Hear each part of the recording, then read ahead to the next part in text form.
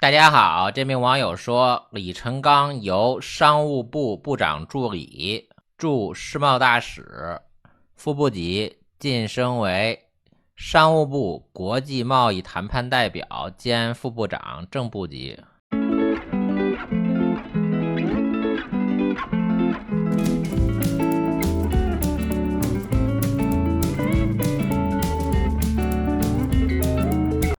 包包对这个怎么看啊？我们先看一下李成钢的派系背景啊。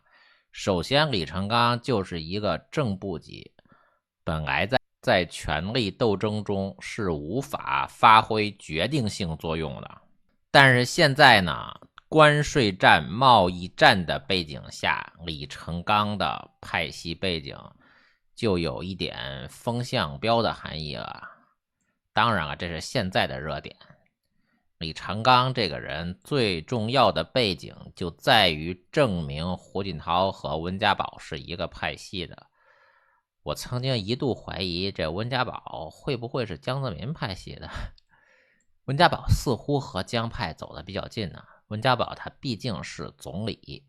温家宝的派系判断呢，会影响到对整个中共历史的理解啊。一般来说，大家都说胡温嘛，胡锦涛和温家宝是一个派系的。胡锦涛在批示的文件上管温家宝叫家宝啊，叫的这么暧昧啊。我要提醒大家注意这么几点啊，这是两个维度的战争啊。胡锦涛和细胞子都是共产党，但是他们之间的政治斗争是非常残酷的。最新的案例呢，我不确定是不是海关署长于建华呀，2024年12月10日，我没有统计啊。细胞子上台后这13年呢，因为政治斗争导致的副部长以上的官员啊自己走了的就不下30个吧，我就随口一说啊，比如说廖国勋、金仁庆、张玉军、江春云、任学锋、罗志军、郑晓松等等啊，随便就能说出来小10个人啊。胡锦涛和细胞子的政治斗争就是字面上的你死我活呀，所以永远不要低估共产党的残酷性，永远不要对共产党有哪怕一丝一毫的幻想啊。如果你有机会干掉2个共产党，那么一定不能心慈手软，只干掉1个，一定会后悔的。就是说，中共党内的斗争再残酷，再你死我活，他们也是一个党。现在这场斗争呢，是自由世界和独裁国家之间的斗争。就是说，夏宝龙这句话怎么理解呢？他说他不是要我们的税，而是要我们的命。我怎么评价呢？既然他都这么说了，那就是要共产党的命啊！一切共产主义政权都应该被消灭，一切支持共产主义的人都应该被惩罚呀！就共产党他自己说的，他们快要被收拾了。我们先说一下李成钢的前任王受文啊，王受文明显是被收拾了。王受文是哪个派系的？我不是特别的确定啊，十有八九是细胞的人啊，这些人都是被提前干下去的。2006年12月，40岁的王受文担任商务部对外贸易司的司长，当时的商务部长是薄熙来。2022年7月，56岁的王受文担任商务部党组副书记、国际贸易谈判代表正部长级兼副部长，当时的总书记就是细胞子呀。也就是说，这王受文又是一个薄熙来提拔的正局级，细胞子提拔的正部级。细胞子为什么一直在提拔薄熙来的人呢？我们看啊，这些都是薄熙来提拔的正局级、副局级，然后都被细胞子提拔成正部级、副部级啊。薄熙来的鼓吹手司马南在细胞子时代大红大紫，薄熙来提拔的重庆市财政局局长刘伟，细胞子提拔为社保基金的理事长。薄熙来提拔的辽宁省体育局的副局长杜兆才，细胞子提拔为中国体育总局的副局长。薄熙来提拔的商务部国际司司长于建华，细胞子提拔为海关总署的署长。薄熙来老爸薄一波、马仔、王茂林手下挂职的李干杰，细胞子提拔为中组部长，现在被胡锦涛贬黜为统战部长。薄熙来老爸薄一波的马仔、王茂林提拔的徐宪平，细胞子提拔为中国发改委的副主任。薄熙来提拔的商务部对外贸易司司长王受文，细胞子提拔为正部级的贸易谈判代表啊。大家看细胞子对薄熙来是多么的情真意重啊！就细胞子对他亲弟弟徐远平能有这么好吗？2010年11月，43岁的李成钢担任中国商务部条约法律司的司长。当时的中国商务部的部长是陈德明，商务部的国际贸易谈判代表正部长级是高虎城啊。陈德明可能是江泽民派系的，高虎城我不太熟悉啊。这里就有2个正部级了，正部级都是可以提拔正局级的。这里就需要猜一下，李成钢到底是陈德明提拔的还是高虎城提拔的？那小概率，极小概率是其他的人提拔的。我们注意一下，高虎城他升任正部级的时候，2010年的总书记就是胡锦涛啊。1994年11月，43岁的高虎城担任外经贸部计划财务司的司长。当时的外经贸部部长是吴仪，当时商务部还叫做外经贸部啊。1997年5月，47岁的高虎城担任外经贸部部长助理，是吴仪的副手之一啊。这时候呢，吴仪已经浮出水面了，也就是说李成钢有可能是吴仪的马仔。我之前说过，吴仪是胡锦涛的人，不是石油帮，不是江泽民的人。非典的时候，胡锦涛为什么用吴仪当卫生部长呢？吴仪他为什么看薄熙来不顺眼呢？2025年2月4日我做的节目啊，我说吴仪的大秘徐绍史被抓是假消息。现在2个半月过去了，徐绍史是不是没有被抓？2008年3月17日，11届全国人大1次会议决定新一届政府副总理人选，69岁的吴仪正式卸任。当天下午，北京天宁寺的一个小区里，与吴仪同龄的刘义才端坐在沙发上，翻看着手中的报纸。报纸上讲述着吴仪这个充满侠气但步伐温柔、习惯双手抱拳致意的小女子的故事。这像我认识的吴仪，21年前刘义才是中顾委委员冯骥新的大秘书，冯骥新当时担任中央干部考察小组组长，具体负责中共13大中央委员和中央候补委员的选拔考察。因为这个原因，刘义才认识了当时的考察对象，时任燕山石化党组书记吴仪啊。记者问你当时是什么样的机缘接触到吴仪的？刘义才说，我当时在国家经委综合局工作，给前中顾委委员冯骥新同志做秘书。冯骥新同志曾经担任甘肃省第1书记，来京后任国家经委顾问，后任中顾委委员。当时冯老受中央委托考核干部，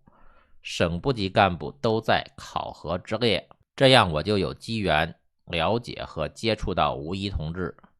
记者问，决定最后是怎么样做出的？刘义才说，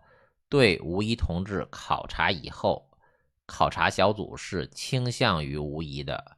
我也几次跟冯骜谈了我的看法，冯骜也倾向于吴仪。既然是个好干部，我们应该成全。考核小组一致认同吴仪同志，最后吴仪同志顺利走上北京市的领导岗位，担任副市长，并且当选为中央候补委员。所以假设南方都市报这一段报道准确的话，就会破解这个吴仪的派系胡锦涛和温家宝的派系因为胡锦涛的正局级和副局级就是冯骥新提拔的，后来推荐给邓小平的。现在吴仪也是冯骥新提拔，也就是说冯骥新才是中国真正的教父冯骥新提拔了一个总书记胡锦涛，一个总理温家宝，一个副总理吴仪我们继续挖吴仪的派系我说吴仪他是胡锦涛人，他就是胡锦涛人我说的多准我都不好意思吹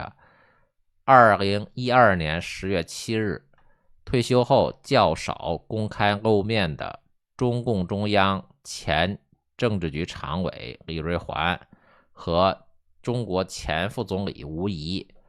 北京市委书记郭金龙，北京市委副书记代市长王安顺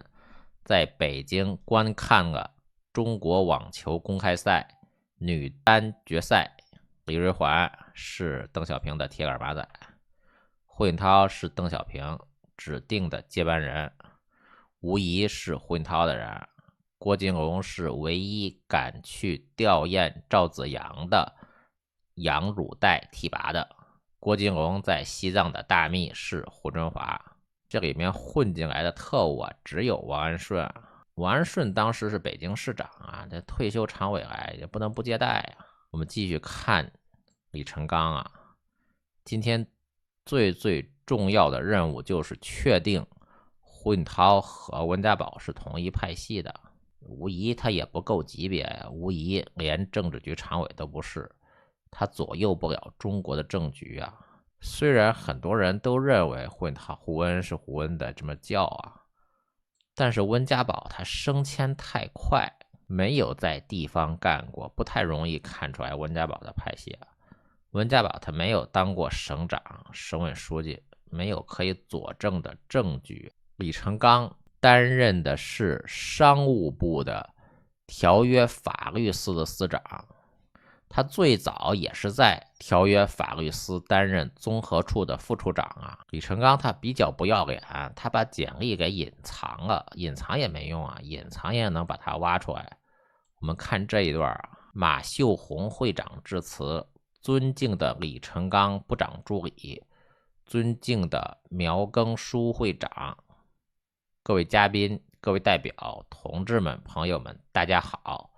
在2018年春节即将来临之际，我们在此简朴而又隆重地举行中国国际投资促进会第2次会员大会2006年1月，在时任国务院副总理吴仪同志的关心和支持下，中国国际投资促进会经批准正式宣告成立马秀红被认为是长期主管中国商贸事务的国务院副总理吴仪所赏识的干将与吴仪一样，马秀红也是独身。1993年，吴仪任外经贸部部长，马秀红在外资司处长做了不到3个月就升任副司长。5年后，吴仪任国务委员的时候，马秀红已经做到了部长助理的位置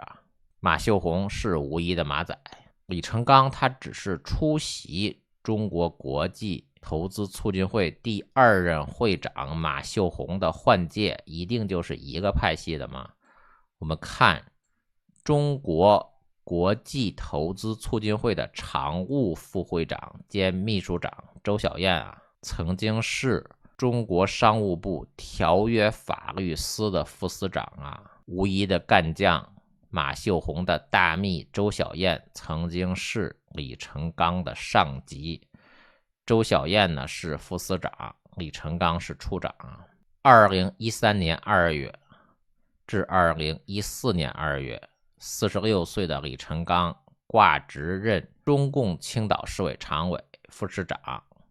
当时的山东省委书记是江义康，山东省长是江大明啊。江义康呢曾经陪着胡锦涛给邓小平撒的骨灰，但是我不确定江义康他就是邓小平、胡锦涛的人啊，因为当时飞机上人可能挺多的。江大明这个是最准的，他吊唁李克强啊。我们总结一下李成钢，李成钢担任商务部条约法律司处长的时候，副司长周小燕是吴仪的干将，马秀红的大秘。李成钢的正局级是高虎城提拔的，高虎城是吴仪提拔的。李成钢在青岛挂职，当时的山东省长江大明啊，是李克强的马仔，少数敢去吊唁李克强的官员啊。江大明、曹魏洲。吴仪呢是冯继新提拔的，冯继新提拔的胡锦涛。非典的时候呢，胡锦涛用吴仪当卫生部长。吴仪呢特别讨厌胡锦涛讨厌的薄熙来。吴仪陪同李瑞环去看网球。吴仪担任副总理的时候的大秘徐绍史在国土部是温家宝的秘书或者下属啊。李克强是北京大学1977级的，石泰峰是1978级的，胡春华是1979级的，李成钢是1985年的，广东副省长马正勇是1991年入学的。